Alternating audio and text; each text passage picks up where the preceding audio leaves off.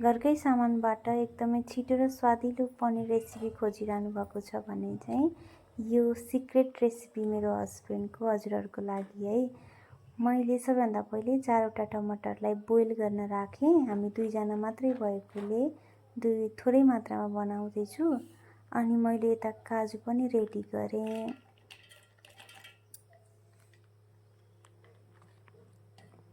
अनि मैले यसमा दुध एड गरेकी छु। मैले यसमा काँचो दुध राखेकी छु। हजुरहरूले चाहिँ जुन राखे पनि चिसो राख्नु होला। नर्मल ब्लेन्ड गरेर चाहिँ स्मुथ पेस्ट तयार पनि भयो।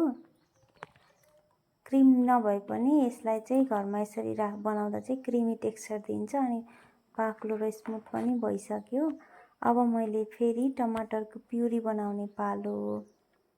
मैले यसमा अदुवा आफ्नो स्वाद अनुसारको हरियो खुर्सानी अनि बोइल गरेको टमाटरलाई चाहिँ रेडी गरेर ब्लेन्ड गर्दैछु।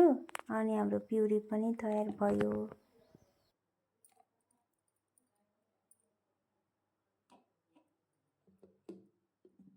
अनि एउटा कुरा म त दालचिनी राख्नै बिर्सेछु के। अनि फेरि राखेर एड गरेर ब्लेन्ड गरेँ। अनि यसमा अब चाहिँ प्यानमा थोरै तेल राखेर क्याप्सिकमलाई फ्राई गर्छु। मैले चाहिँ कुकिङ गर्दा सकेसम्म चाहिँ एकदमै कम तेल प्रयोग गर्छु है। तेल हाल्दैमा खाना मिठो हुन्छ जस्तो पनि लाग्दैन अनि हेल्दी पनि हुँदैन। अब मैले प्यानमा चाहिँ अब तेलमा क्याप्सिकमलाई फ्राई गर्दैछु। जिरा राखेर चाहिँ हजुरले तेलमा फ्राई गर्न सक्नुहुन्छ। अनि खुर्सानी राख्दा पनि हुन्छ पिरो खानुहुन्छ भने। अब मलाई चाहिँ लास्टै अल्छी लाग्न थाल्यो अनि मैले फ्राई गर्ने काम चाहिँ मबाट हुँदै हुन्न कि एकैछिन पनि। अनि मैले थोरै नमक राखेँ।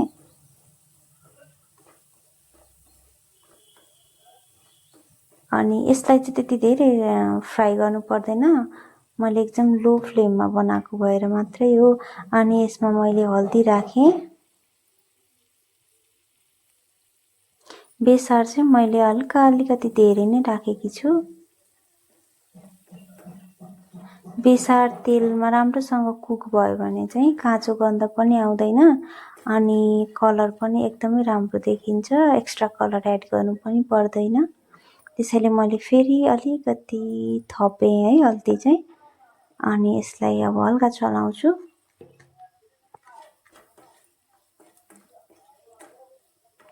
अब रेडी भयो। अनि अब यसमा चाहिँ मैले अघि रेडी गरेको प्युरी टमाटरको प्युरीलाई एड गर्छु।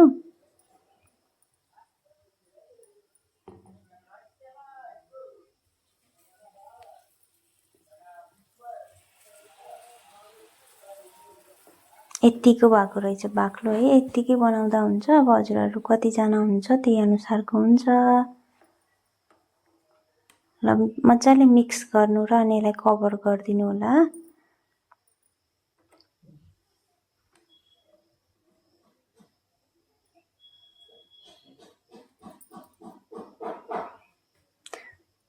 अनि यतापट्टि फेरि दुध पनि उम्लिसकेछ।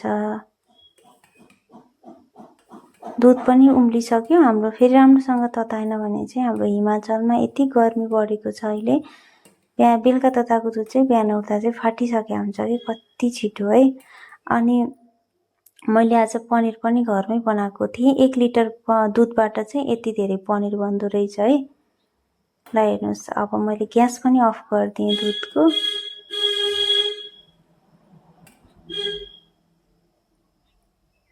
अब ग्रेभी उता पाकिसक्यो होला। अब एकचोटि हेर्छु है त। अब यतिको भयो है ग्रेभी चाहिँ। कस्तो राम्रो कलर दिइसक्यो कि यसले। अनि वासना पनि कति मिठो आइसक्यो। अब यसमा चाहिँ मैले मसला एड गर्छु। मसला चाहिँ मैले सौफको धनिया पाउडर अनि अलिकति जिरा पाउडर युज गरेकी छु। अब आफ्नो कति बनाउँदै हुन्छ त्यही हिसाबले मसला राख्नु होला। स्वाद अनुसार मसला घटबड गर्न सक्नुहुन्छ है। अब अरू मसला केही छ भने एड गर्न सक्नुहुन्छ। मेरो घरमा यति नै थियो, मैले यति नै राखेँ।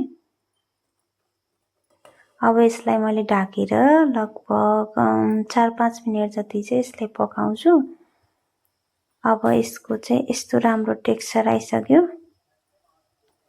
राम्रोसँग कुक भएपछि मसला कुक भएपछि चाहिँ यसको कलर र टेक्सचर चाहिँ एकदम राम्रो पनि देखिन्छ अनि मसला पाकेर हल्का छुट्टिन्छ यसमा है। क्रिम नहाल्दै पनि यति मिठो बास्ना आइसक्यो यसबाट चाहिँ। ल हेर्नुहोस् है।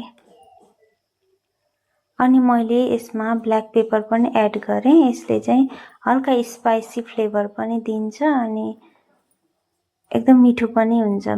खासै खुर्सानी नराख्नेहरूको लागि चाहिँ ब्ल्याक पेपरले चाहिँ राम्रो फ्लेभर दिन्छ है। अनि यसमा मैले अघि सुरुमा तयार गरेको काजु र दुधको क्रिमलाई चाहिँ एड गर्छु। बिस्तारै बिस्तारै राख्दै जाने।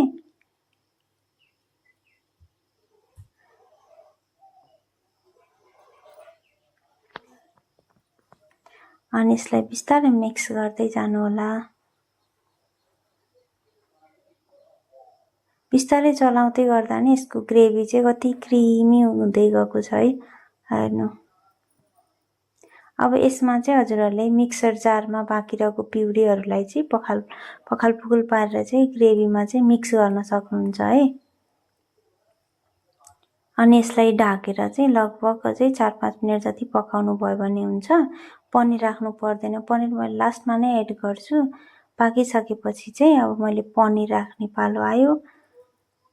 पनिर चाहिँ हजुरहरूलाई मनपर्छ फ्राई गरेको भने फ्राई गर्न सक्नुहुन्छ, तर मलाई चाहिँ फ्राई गरेको भन्दा चाहिँ यतिकै फ्रेस नै राख्न मनपर्छ। अब पनिर राखिसकेपछि पनि मैले लगभग 2-3 मिनेट जति ढाकेर पकाउँछु। ल हेर्नुहोस् है, हाम्रो पनिर काजु क्याप्सिकम मसला चाहिँ यति राम्रो भयो। ग्रेभी कति राम्रो भएको, क्रिमी बाक्लो भइरह। हेर्नु त कति राम्रो भएको। ल हेर्नुहोस् है, यतिको बनाएर दिनुभयो भने त घरमा त पनिर खाने मात्रै भन्नुहुन्छ होला। अब लास्टमा चाहिँ मैले हस्बेन्डको रियाक्सन पनि देखाउँछु भनेको थिएँ है। हजुर कहाँबाट हेर्दै हुनुहुन्छ कमेन्ट गरेर प्रतिक्रिया दिनु होला अनि सब्सक्राइब, लाइक, सेयर सबै गर्नु होला है त। ल अब जाउँ है त हस्बेन्डको रियाक्सन लिन, किनकि उहाँकै रेसिपी चोरेको मैले। उहाँ चाहिँ एकदम पर्फेक्ट है कुकिङमा पनि। मैले चाहिँ सिक्दैछु बिस्तारै। ल काम गरेर थाक्नु भए रहेछ। ल अब रियाक्सन पनि आयो। Thank you for watching. By.